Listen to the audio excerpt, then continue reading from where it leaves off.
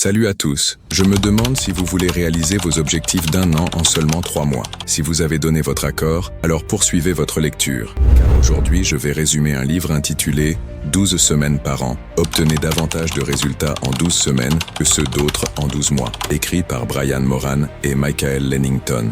Les entreprises et les individus établissent généralement des objectifs annuels et élaborent des plans de 12 mois. On le fait aussi dans sa propre existence. On prend des décisions du nouvel an le 1er janvier et on s'engage à transformer sa vie d'ici le 31 décembre. Selon les écrivains du livre, ce genre de réflexion et de planification n'est pas efficace, mais beaucoup de temps à perdre et vous empêche d'atteindre vos objectifs. En cas de non-fonctionnement de la planification annuelle, quelle est l'alternative? Selon les auteurs, une option plus efficace est le programme annuel de 12 semaines, et voici les raisons pour lesquelles.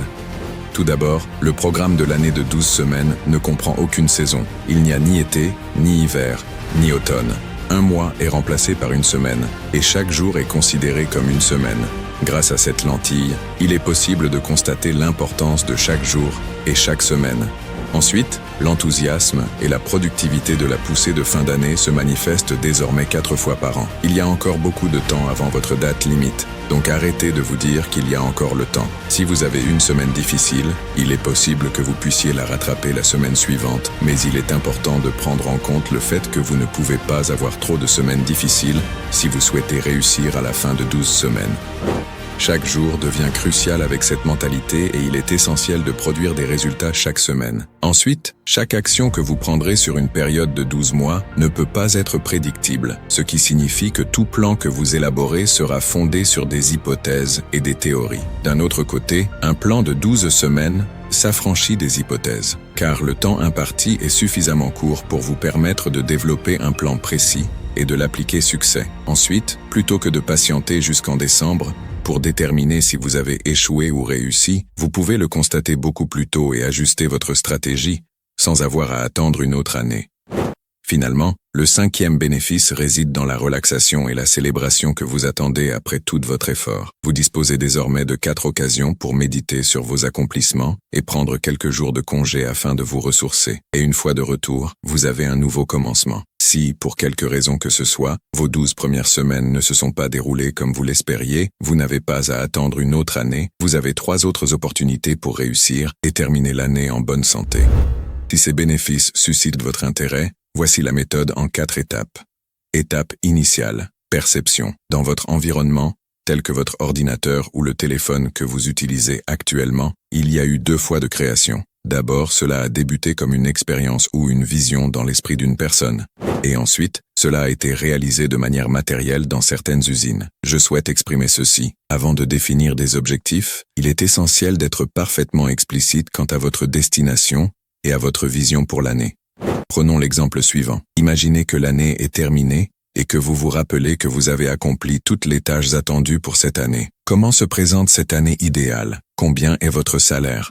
As-tu finalement créé votre propre entreprise? Faut-il gagner 10 000 € par mois? Est-ce que vous êtes en pleine forme comme vous l'avez toujours désiré? Cela ressemble à une étape de rêve. Vous imaginez votre année idéale. Ne permettez pas à votre esprit analytique d'intervenir et de vous demander « Comment allez-vous accomplir tout cela en 12 semaines ?» Ce n'est pas réaliste. Ce n'est pas le moment d'en parler. Nous y parviendrons aussi. Il est grand moment de rêver et de grandir. Pourquoi avoir un rêve énorme? Car prochainement, vous dépasserez votre zone de confort. Et si cela ne vous semble pas suffisamment vaste et captivant, vous abandonnerez. Étape numéro 2. Organisez votre mise en œuvre. Après avoir identifié votre destination, il est maintenant temps de prévoir comment vous y parviendrez. Avant tout, il est essentiel de déterminer un but précis. Il est possible d'avoir plusieurs objectifs, mais il est préférable de ne pas vous saturer avec trop d'objectifs. Il est crucial de repérer quelques objectifs essentiels qui, une fois atteints, vous permettront d'obtenir les résultats que vous désirez. Ensuite, listez toutes les tâches essentielles pour atteindre cet objectif et élaborer une planification pour les réaliser. Adoptez la même approche que celle que vous avez mise en œuvre pour les objectifs et focalisez-vous sur les tâches essentielles. Par exemple, vous pourriez viser à remporter 120 000 € pour l'année. Prévoyez-vous maintenant de gagner cette somme d'argent en 12 semaines? Faites-vous un gain de 10 000 € la première semaine, un gain supplémentaire de 10 000 € la deuxième semaine, et poursuivez à ce rythme pour le reste du temps. Éventuellement, les 4 premières semaines ne vous apporteront aucun revenu, mais pendant les 8 semaines restantes, vous pourrez gagner 15 000 € par mois. L'objectif à cette étape consiste à organiser chaque semaine et à déterminer les objectifs à atteindre d'ici la fin de la semaine, ainsi que les tâches à réaliser.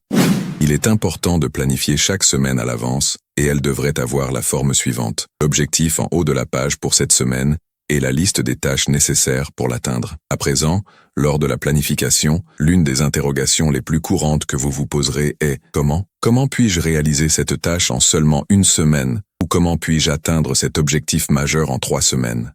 Je vais vous avouer un petit secret. Vous posez la question incorrecte. Il serait préférable de ne pas demander comment, mais qui. Récemment, j'ai pris connaissance d'un livre intitulé « Who Not How » de Dan Sullivan. Selon Dan, lorsqu'on souhaite que quelque chose soit accompli, on est habitué à se demander « Comment puis-je le faire ?» C'est la question erronée. La question correcte est « Qui est capable de le faire pour moi ?» Par exemple, si vous devez créer un logo, il est préférable de demander « Qui peut le réaliser pour moi ?» plutôt que « Comment puis-je le réaliser ?» Pourriez-vous affirmer « Eh bien, je ne sais pas comment trouver un designer de logo, donc je vais tenter de le réaliser moi-même. » Si vous êtes indécis quant à la personne capable de créer un logo, il est nécessaire de rechercher une autre personne qui vous aidera à trouver un designer de logo.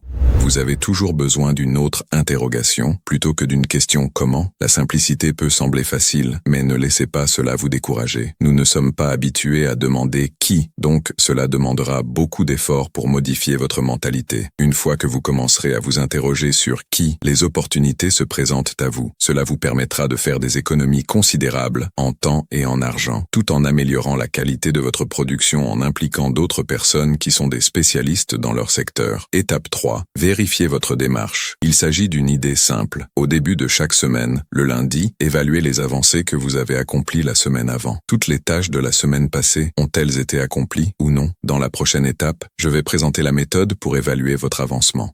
Après avoir terminé l'évaluation de la semaine précédente, élaborez un nouveau plan hebdomadaire pour la prochaine semaine. Assurez-vous de vérifier quotidiennement votre plan hebdomadaire afin de garantir que vous effectuez les tâches correctes et que le calendrier de votre semaine conserve sa cohérence. Si tel est le cas, poursuivez. Sinon, réévaluez le plan pour recadrer les tâches pour atteindre l'objectif de la semaine. Étape 4. Évaluez votre avancement. Il est impossible de déterminer si vous progressez sans le mesurer. En réalité, c'est une de mes parties préférées du livre et voici les raisons pour lesquelles je l'apprécie. 2 types de systèmes de mesure sont recommandés par l'auteur, l'un pour les résultats et l'autre pour votre exécution. Prenons l'exemple où vous souhaitez perdre 1 kg de poids chaque semaine. Afin d'atteindre cet objectif, vous avez l'intention de vous entraîner 5 fois par semaine et de consommer 2000 calories par jour. En se basant sur cet exemple, on peut affirmer que la mesure du résultat est la quantité de poids perdu en une semaine. Avez-vous perdu 1 kg la semaine dernière ou non? Il s'agit de mesurer le résultat, mais l'exécution est une mesure différente. Il s'agit du nombre de tâches que vous avez réalisées pour atteindre ce résultat. Dans cette situation, il s'agissait de faire 5 jours d'exercice et de limiter la consommation de calories par jour à moins de 2000. Il s'agit de mesurer l'exécution. Ainsi, pendant cette étape, vous évaluerez 2 aspects chaque semaine, votre performance et votre réalisation. Enfin, abordons la tâche la plus essentielle que vous devez accomplir si vous souhaitez atteindre votre but. Parcourez le livre. Je suis conscient que cela peut sembler contradictoire, mais je vous garantis que cela vous sera avantageux. Le résumé constitue une introduction remarquable et je suis convaincu que je vous ai donné une bonne idée de ce que vous pouvez attendre du livre, mais cela ne peut jamais rendre compte de la valeur que vous obtiendrez en lisant en détail. Je vous remercie d'avoir suivi jusqu'à la fin. Si vous avez été inspiré par cette vidéo pour atteindre vos objectifs plus rapidement, n'hésitez pas à vous abonner pour obtenir davantage de résumés et de conseils pratiques. Commentez afin de partager vos idées ou poser des interrogations. À très bientôt.